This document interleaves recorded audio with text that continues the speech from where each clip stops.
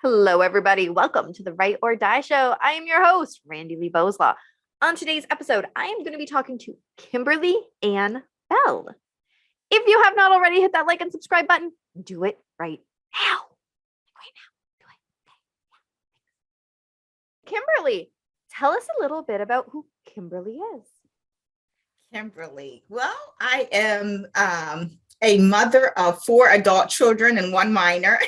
I call myself one of the best case managers ever. I have yes, I have 6 adorable grandchildren that are just I call my children my heartbeats, and my grandkids the strings the strings of my heart. I have only 1 grandbaby, and yeah, I totally get that. Yes, and they actually pull the string. So Randy, you know exactly what I'm talking about. Yeah. Those heartbeats are totally different from the pulling of the strings. Yes. Oh, that's funny. And so, like I said, I'm a case manager. I call myself one of the best. I love what I do. I've been doing it for probably over 10 years now, helping cases and families find resources, helping just assist them and supporting their whole family dynamics from one area to another. It may be grief, it may be medical issues, maybe physical, mental issues. It's just a different aspects of life, that challenges that people have to go through, and looking at their cases individually. I just love it. Love it. So what got you, why did you want to do that with your life? Well, it just seemed like I've always yearned and stepped into the role of helping people. So, okay. So my first career move was working with children and working with youth at risk, and so it just kept me in the public sector in one way or another. Of it, either I remember one time after I graduated, and I wanted to get some experience underneath a minor degree, the psychology and counseling. And it just so happened an opportunity came up for me to do DUI counseling. And I loved it, even though that was a different aspect. It was still serving. It was still supporting and helping. And so I was just like, this must be part of my purpose. Yep. That's awesome. I love how sometimes life just kind of flows and you don't always realize it at the time, but then you're like, oh this is working. This is perfect. Yes. And then what I love is I've learned, and continue to learn it myself. I love it. I would not be able to do what I do and not love it. Yeah, you understand what I'm saying? No matter what the money is, I have to love. I've just created and wired that way. I have to be passionate and love what I do. Yeah. And I think more people need to be like that, because you burn out no matter what the job is, or you start being a grumpy old ass. You need to love what you do. And there used to be the older generations was you worked your job and that was your job and you did it forever and that was that. And you didn't matter if you liked it. Exactly. You provided your family the money. Yeah. And that was it. Like you said. Exactly. But now we're starting to realize more and more that if you can like what you do, then you're also providing better emotional support too to your family. And mental. Exactly. Yes. And you're allowed to change careers. Exactly. I think that's something big. And Randy, that's a good point, because I did have to change out of the DUI addiction component to just being in the general population without that just my main focus, because I chose to go ahead and change the course for my mental needs, for my emotional needs, because like you said, and it wasn't so much of being burnt out, it was so much of mentally and emotionally being able to serve in the best capacity that I know that I could serve. I no longer could do it. Yes, that's such a good point. So yes, recognizing that. Yeah. And I'm not saying that you have to switch careers. I'm just saying that remember, you are allowed to do it. Yes. You are allowed. And I was lucky when I finally left counseling. So I was in employment counseling for a lot of years. I was like that when I finally left that my husband had a stable job. We kept going back and forth. One of us kept getting laid off while the other one worked. And it was just like, okay, I have to stay here because I have to, like we said before, I have to provide for the family. But I was really lucky by the time that I was like done, like ready to just walk out that door every shift, that he was finally in a job that was secure enough that I could do that. I could follow my other passions. Yes. Nobody ever said life was easy. Right. We just got to figure that it there out. will be some type of sacrifice, as you exactly. But at the end of the day, like you were saying, Randi, and I hear you saying, the awareness and the choice is ours to take. Yes, exactly. Yep. So if you're not happy somewhere, then it might take you a while. I never said it's going to be an easy process. It might be a long process, but take steps towards following a passion. And it could just be even like a hobby while you're still working and providing, right? Like there's a lot of different options. And I just want people to remember that. Yes. Okay, so let's move on to our mental health, which, we kind of segued in there with how we're talking about jobs. And okay, but first, what is written behind you? Because I'm very curious. What is what? Written behind you. Oh, it's the accept and embrace it all. Oh, I love that. Okay. Embrace it all banner. Oh, I love it. I was thinking that it was embrace because I could see that most of that word, and I'm like, ooh, I gotta know what that says. So I like that, man. Yeah. I love that. All right. So what mental health are we talking about today? So what would you like to talk about as far as the mental health? Well, what I can tell you my personal. That's what I want to hear. I want to hear your story. So my personal with mental health is that I'm a huge advocate for mental health professionals as far as seeking a therapist, seeking a counselor, because at a couple of times in my life, I know I needed that. Different situations in my life. I won't say failed marriages, but marriages that did not work.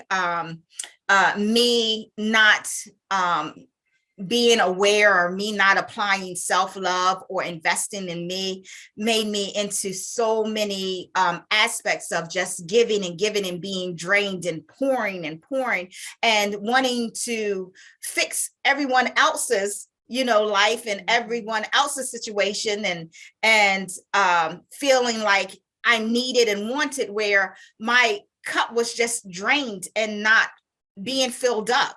And so that started making a whole lot of emotions of anxiety, depression, and dealing with, as you see that banner, to accept and embrace it all, that I had rejection issues, I had abandonment issues, I had self-worth issues, my self-esteem. I had to go back and to relive my life and understand, where was this broken at? And to accept that now it's my responsibility, Randi, to build it. Now it's my responsibility to now be aware, but to know that I'm deserving of the same type of love that I give everyone else. And there's nothing wrong with that. Yeah, exactly. And so, I love it. Yes. And so I remember my first mental therapist, no matter what background I had, and the story that she heard, she was pretty much the very first one.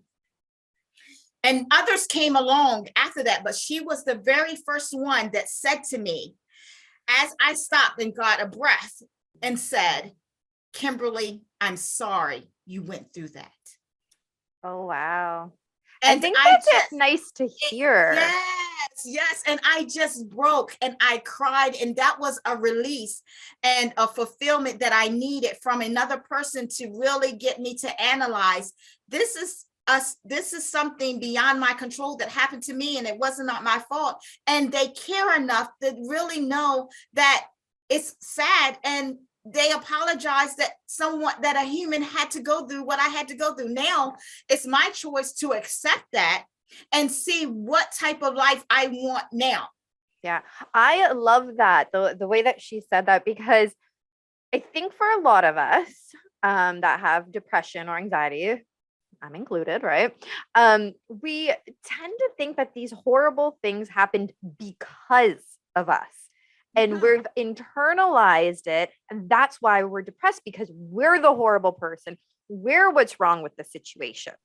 Yes. But that's not the case. So when you say, I'm sorry, you had to go through that, is saying, I'm sorry. I know it's not your fault. It still happened. I can't change the fact that it happened, but I never said it was your fault. And it's almost like a switch that can be like, oh, it's not my fault, right? It is something that happened to you, around you, just a situation that was out of your control. I mean, shit happens. Right. To all of us. Exactly. And it's all about how we internalize it. It can change how our mental state is based on how we're internalizing that information. Yeah. And like you said, Randy, it's and I had to grab onto it and like get to the point that is my punching line. I'm not responsible for anyone else's behavior or actions that they've done to me. But what I am responsible for is what I have to run with. And that is how I react, how I behave, and the things that I do. Yes. Yeah. I used to tell my kid that all the time when he was younger. So he's 15 now. And in kindergarten, it was probably about kindergarten age, so like 4 or 5. And, you know, stuff would happen or whatever at school. I'd be like, well, you can't control what that kid is doing. You can only control you and what you say and what you do. I had to say it for a lot of years. I still say it, not as frequently, but I think even as adults, we need to remember that. Yes. So much, because so many adults, I can think of a couple off the top of my head, always blame everyone else. So people might be mad at me for saying this, but I'm going to say it. So my brother, he passed away last year from an overdose. And me and my mom, we can't talk about that because her opinion of it is always blaming other people. Well, you know, if his dad would have been there for him, if your dad wouldn't have been a jerk to him, if this person, if that person, if this and if that, you're right. He had the short end of the stick. I'm not saying that my brother's life was easy. He got shit on a lot of times. Like really, it wasn't easy, but it was still his choice to go and get the drugs. It was still his choice to continue doing them for 20 years. Right. And I get that addiction is a mental health issue. Like I'm not debating that, but he never made the choice to seek help. He never made the choice to seek a therapist. Right. And that's the point I'm trying to make, is that it's our choices. Yes. Right. Yes. Just like when I had suicidal thoughts, I had yes. to make a choice to either listen to my brain yes. or make a choice to seek a therapist. You're right on it. Same here. Same here. And I had suicide thoughts, and I know, Randy, you know what I'm talking about, where the actions was about to become a reality. I'm going after the knife. I have 4 kids. I am having the knife in my hand, thinking about, I don't want to hurt like this. Nobody really understands this hurt and this pain and scary move of moving on. This life is not worth it. I'm ready to end it. You get what I'm saying? But like you said, at the end of the day, I had the choice to say, now, Kimberly, is this the type of life you want? Do you actually really want to do this? Is this the kind of life that you want, that you cannot internalize and deal with someone else's actions, someone else's behavior, and the pain that inflicts on you, you can't overcome? There's got to be a better way. There's got to be a better way, whether you got to continue to invest in yourself and seek what type of life there's got to be a better way, because pain, hurt, disappointment, there are natural things that's going to happen with people that are inhuman, even as well as us, because we're not perfect. But at the same time, we're going to have to be able to cope with it. Yes. In our way. And like you said, Randy, in our choice of whether we're going to cope with it by giving up, giving in, or checking out. And it comes with all of us of choosing those 3. Yeah. Yep. I love that. You summed it up so perfectly. It really is our choice. So let's go back to that. You brought it up. That's why I'm going to go back to it. When you were holding that knife, like what what kind of led up to it and what made you put it down? Oh my gosh. And it was in front of my baby girl. It was at an at a ending rope of a relationship that I poured so much of myself in. Mm-hmm. And I put them first. It was not about me. It was, you know, everything, all, responsible, feeling responsible of their success, of their future, am I doing enough? Am I not doing enough? And it all came to an end where it was very scary for me, but yet it was very hurtful for me, because I'm like, the way it came to an end, I felt that pain was just unbearable to deal with. Mm-hmm. How could this pain happen to me when I gave so much of myself and all that I would never have them experience the type of pain that was inflicted on me? Do you get what I'm saying? I do. And that's usually how we get to those points of suicidal thoughts. Is it's not about the actual death. It's not about actually wanting to die. It is about the pain and not knowing any other way to make that pain stop.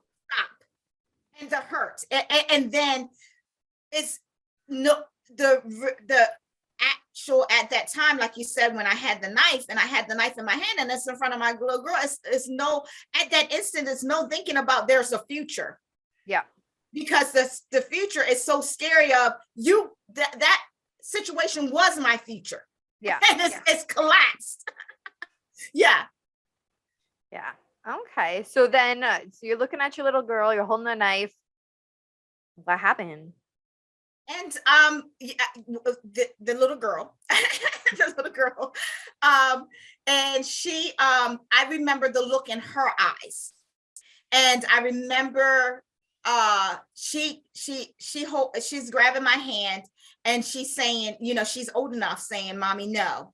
And the look in her eyes, and even when I let it go and I got in the car, I cried out to who I depend on every day, and that's God, and said, "Lord, I need you to help me. I need you to give me the strength. I know you already feel and see what I'm going through. I can't do this. I really need you." And so my whole surrenderance went to my higher power at that time. Yeah. And it still was, Randy, check this out. It didn't end there. It had to be a process. So I'm crying when I go home, and I'm still relying. And then I had to start building my spirituality with God. Yeah. That took it. That really took that ordeal for me to process and say, if I want this strength, and if I want this wisdom, and I want this type of life as a well life, of being a well-being, being whole, not being broken, not being damaged, not being bitter, because I always pray for never being bitter, but better. I like that. Bitter, not better.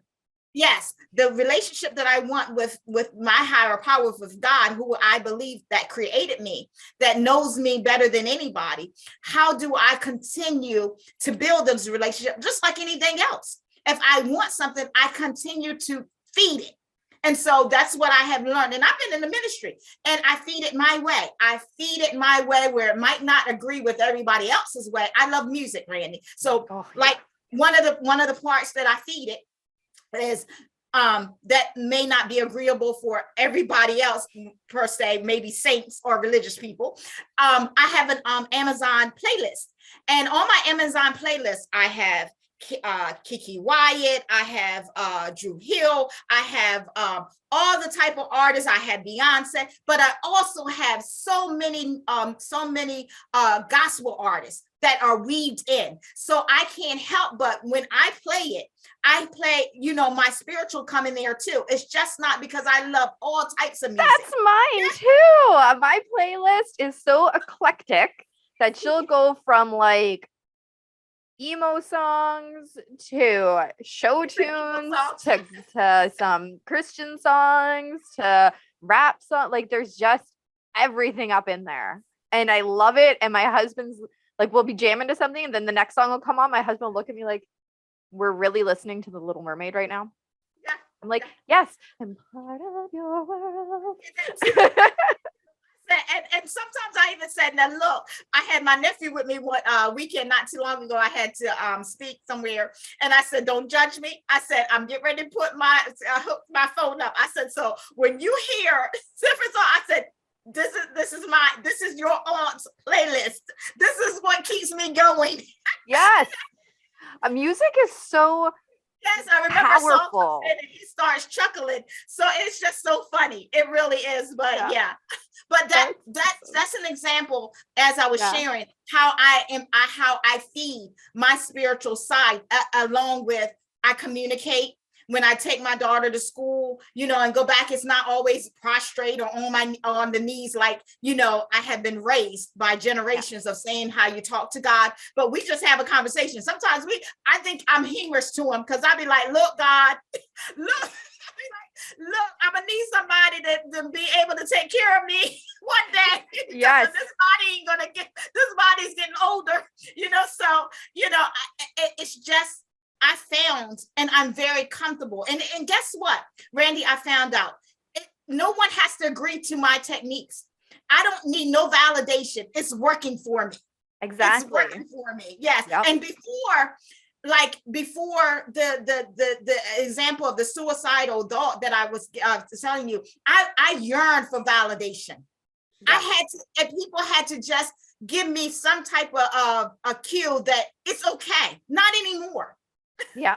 And I think that's so important. And that's kind of what I've learned over the last kind of 2 years or so is that I am the perfect me and I don't need nobody else to tell me that. Right. And that's why actually the one book there that I released last year, it's called Embracing Me, which is why when I saw your embrace on the wall, I was like, because that concept of embracing yourself is so important. I think a lot of us live our lives for other people. And it's not to say that you can't live loving other people. Like I love my husband, I love my kid, I love my nieces and nephew, my family, whatever, my friends. Mm-hmm. But if you don't love yourself, it's not going to be a healthy, happy love for other people. You have to start with yourself.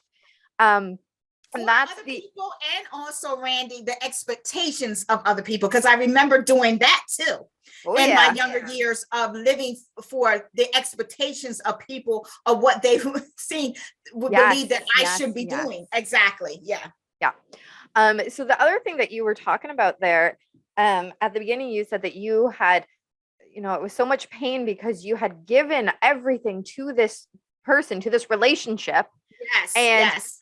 You had all of this pain. And I think that's another important thing to talk about because, again, a lot of people do this. I've done it in past relationships as a teenager. I'm lucky. Me and my husband are now going on 15 years together. So I had never had to date as an adult. Congrats. That is beautiful. See, now I have hope.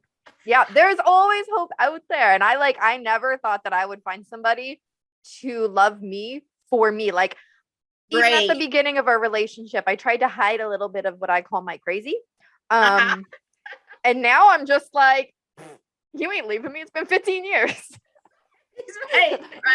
I'm gonna wear my overalls and I'm like, just be me. Like that's rock your blue. Exactly. Right. Because it's hard to live your life under a mask. It is hard to live your life only for those other people's expectations. Eventually you will be hurt, right?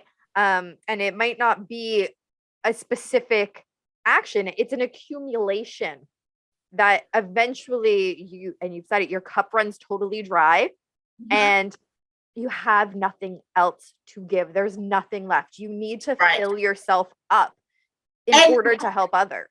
And connect with that right person, or like you said, get back filled up, give my chance to get back filled up. And that was one of the hardest things that I had to step back and say, I finally found out the reciprocated love is so deserving for me. You know what I mean? And I deserve that. I deserve the same respect I give is the same respect I deserve to get back, you know? Yes. Reciprocated love. And you could Yes. not have phrased that better.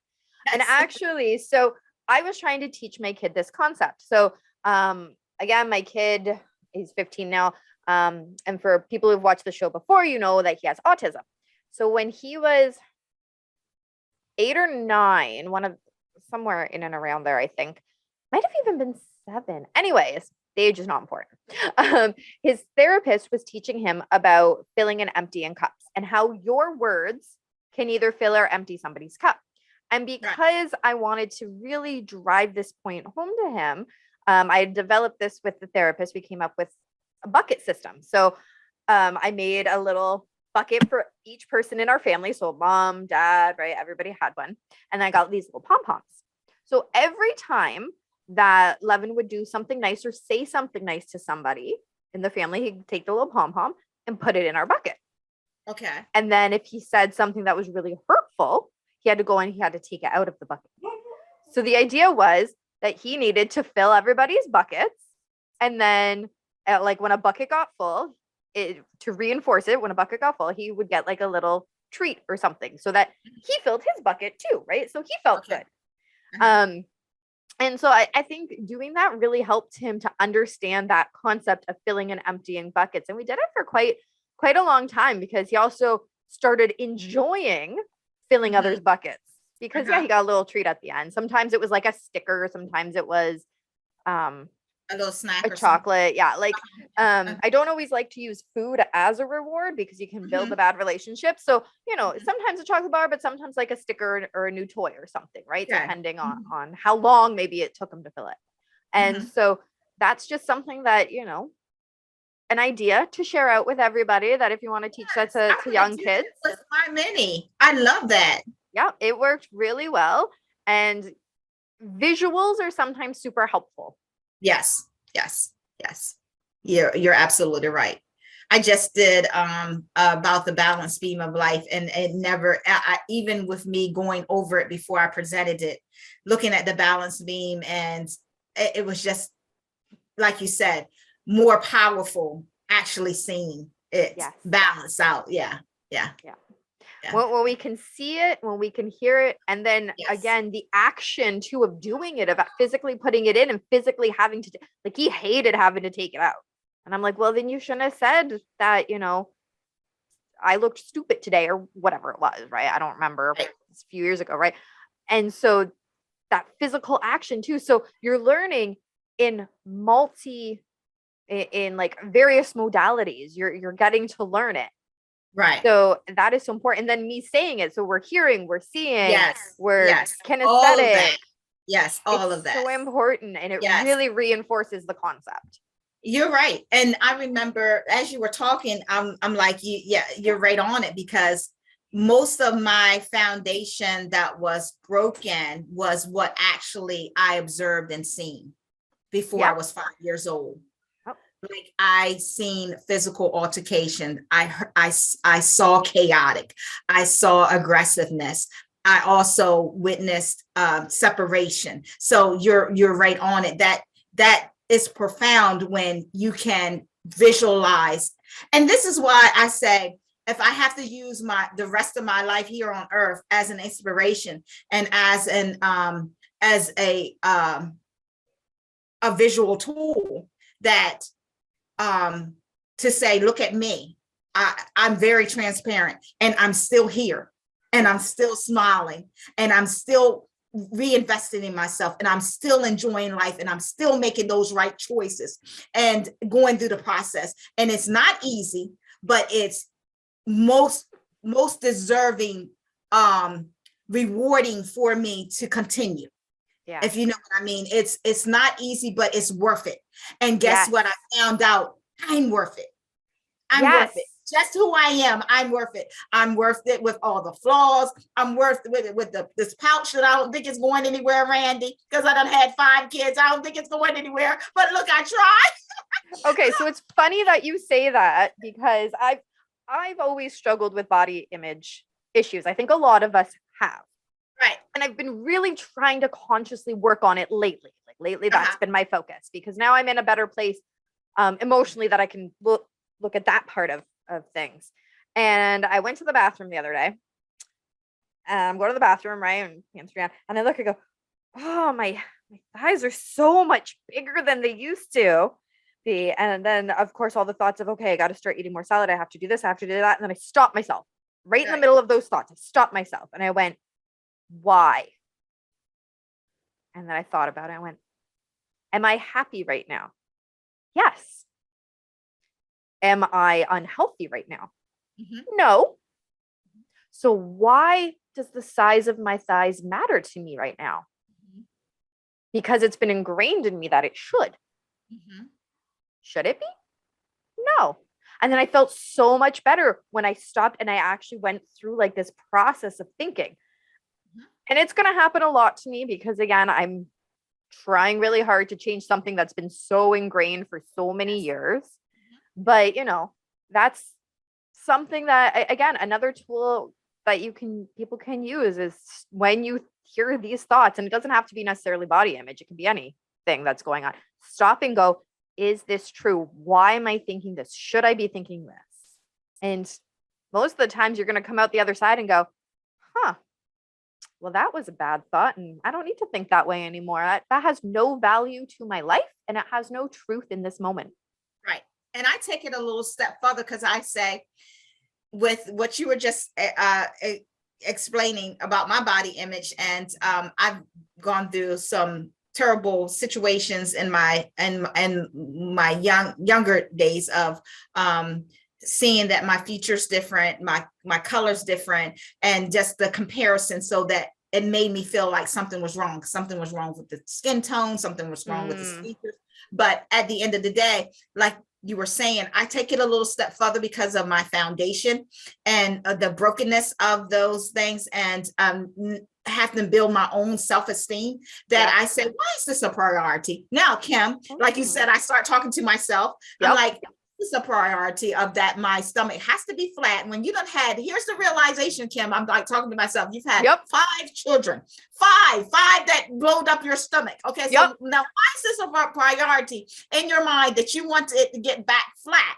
And if it doesn't get back flat, Kimberly, now, is this a priority? What is your choice now? What is your next step? So then I start putting it back to me of, how am I going to choose this behavior that's going to be positive for me and feed and make me grow? So I start saying to this, rule out this. I'm not getting plastic surgery ever. I'm ruling out that. And then I come up with my own conclusion. I said, you know what? I've ordered one of those belts things, and I look cool as hell, Randy. When I put on this black dress, it's just showing this little pouch. I said, so I'm going to wear that little black garment strap thing that pulls your stomach in. And I said, and you know what? I'm going to rock. I have an assistant to make my stomach look as flat as I can. And that is my go-to. So then answer solved. You get what I'm saying? Because like you said, you have to make choices for yourself. But as you were talking about analyzing, and then, as I said, maybe that'll help someone else that's listening. I start prioritizing and say, why is this a priority to you? And now, since you're talking about it or you're thinking about it, what can you do? And I rule out, I'm very conscious of what I don't want. Yes. And what I don't want now. And now I'm starting to stick with how I choose to get what I do want. Oh, I like that. It does. I like that. All right. So what has been some, and we've thrown these in, but just sum them up. What has been some good coping strategies for you? I invest in myself, one, and invest in myself of being conscious and aware of what I do enjoy. I'm not an exercise person. I do not like gym. I think it's a joke, but and I would be a clown in there anyway. So I like to do nature walks. I love looking at the scenery, and I just like the quietness, and I love my music. So I might have my AirPods on, and that just is something that I enjoy. So if I enjoy it and I can get exercise in too for my body, that's what I'll do. Yep. So that's one of the coping skills that I do. As we were talking about the music, there's some days that I have to adjust my schedule, that like we were talking about earlier, that I might not be able to play my music the whole time when I'm working, because but majority of the time, that is my serenity, is my playlist, is my music. Then also I incorporate the relationship that I want to build, and that's my spirituality. I chose that for me because I found in my life, without it, it's not going to work. It's not going to make me become the best that I can be in life, or go through the things that will come up unexpectedly or expectedly. So I chose to incorporate building my relationship with God every day. And like I said, one of the other coping skills was the number one was reinvested in my life, is I choose me every day. Every day, Randy, I choose me. I just choose me. Not my kids, because I've been there before, that I've been in relationships and I woke up miserable, but I was choosing my children. Yeah. I was choosing my children. I think this is an important thing to kind of dissect for a quick minute, because I know some people and they go, my kids are always my number one priority. Yes. I choose them over anything else. Yes. Now, I'm going to disagree with them, because I agree with you that it's not that I don't choose my kids.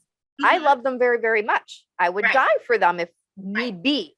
However, if I don't choose me first, I won't have anything left to give to them. Exactly. I have to lead by example. I have to take care of them. That's how I feel, Randy. I can only, the best of me that I can give them is by choosing me. Exactly. It's not that you're not choosing them. It's that you're choosing you first. And by doing so, you will be able to give to them more. Exactly. You will be a better role model to them. You will be able to love them better. Love them. Sticking out of my mouth, yes.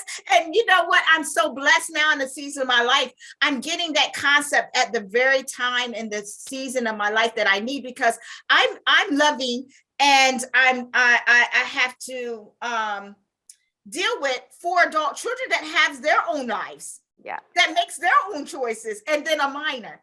Yeah. So it's a blessing, because I got the best of both worlds, but they got to be different.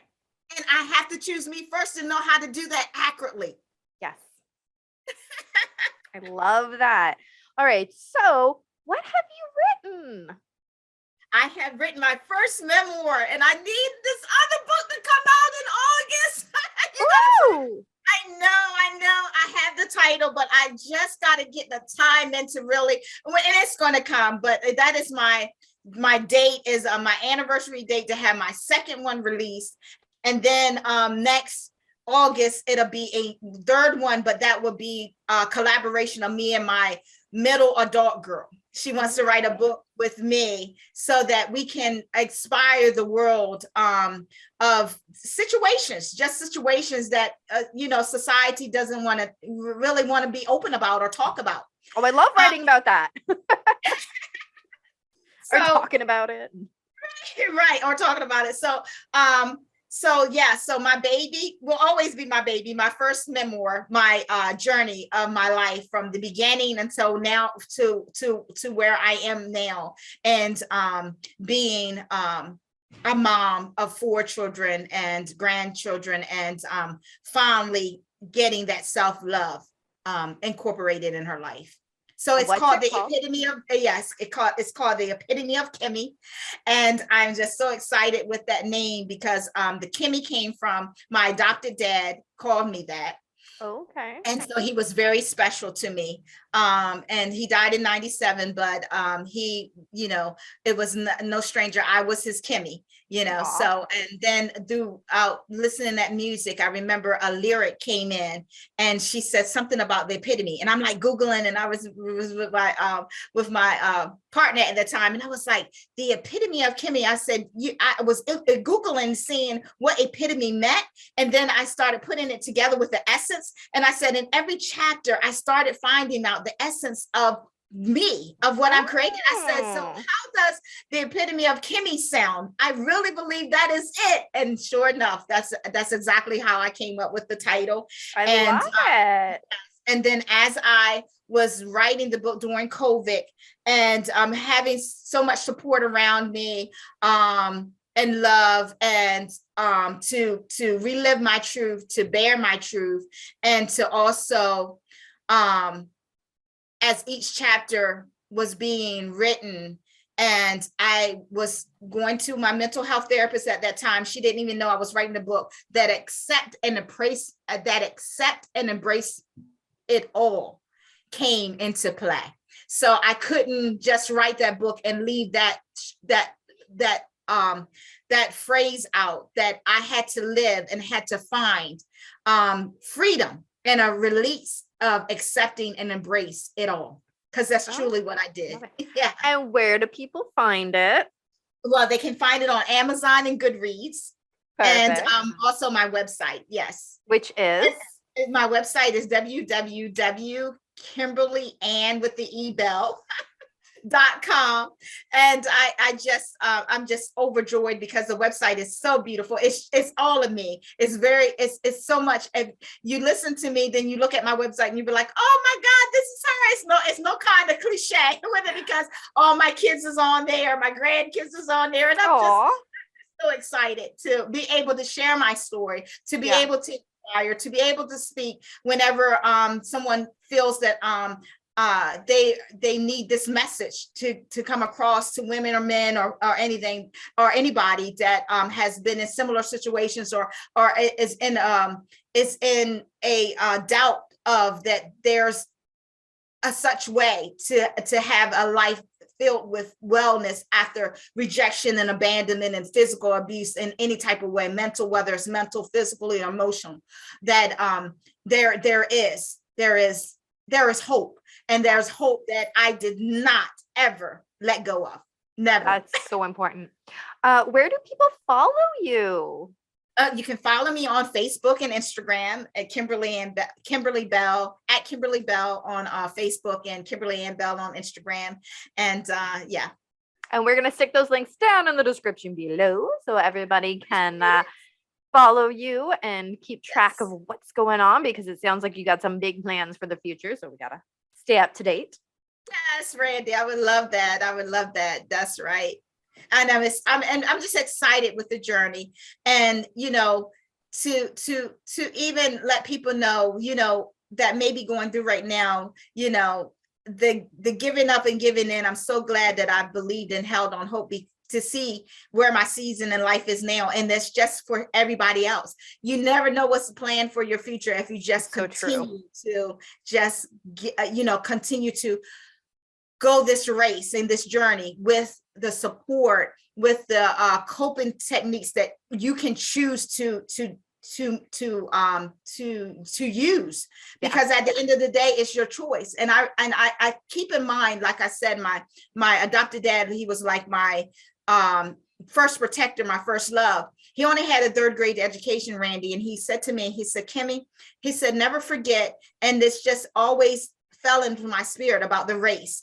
And he said, you all have to live this journey. That's really a race of earthly life, but it's not given to the most quick person or the most strong person, but it's always given to the one that endures, that will endure to the end, that will just keep on going. And he said, you might have to take baby steps, but if you just keep moving forward, keep on going, you might get knocked down. You might feel so exhausted that you got to take a break, but you have to endure and keep on moving to the end. Yeah. Oh, that's amazing. I am not going to say anything else because that is the best ending. So thank you so much, Kimberley Ann Bell, for being on the show. Thank you so much for your platform, and thank you so much for taking the time out to have me. I appreciate it. So we have a sponsor for today's episode. It is Taylor Smith Design. And I have been using the services for, I guess, almost over a year now. I use the do-it-yourself services, and it makes posting on my social media so much easier. Seriously. They have a user-friendly platform where I can schedule all of my posts for the whole year on multiple social sites at the same time.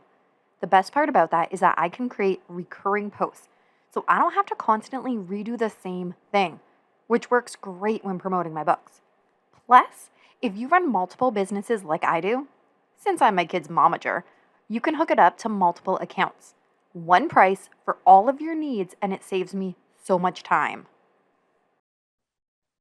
Depending on the level that you sign up for, it can do so much more than just that. I'm still trying to figure out some of the features that it offers. If you need an affordable solution for your social media needs, then go to getseensocial.ca, use code WRITE or DIE to get your first month totally free. All right. Who doesn't like free? Remember, you want to go to getseensocial.ca and use the code WRITE or DIE. Get that first month free. Oh, I probably could have kept talking to her for a long time. We were having such a great conversation. I can't wait to read my copy of her book. Potentially by the time this airs, I'll have it read. So make sure you check out the blog, see my review of her book. Check out her links down in the description below. Give her a follow. We want to always show our authors lots of love. Again, subscribe to the channel if you haven't already, but you really should have already. If you want to support the show, we do have our Patreon. We get some behind the scenes footage and some early reading from what I am writing. As well, we have a merch store where 10% of the proceeds goes back to the Canadian Mental Health Association. And remember, the only way to end the stigma of mental health is to speak openly and honestly. Bye.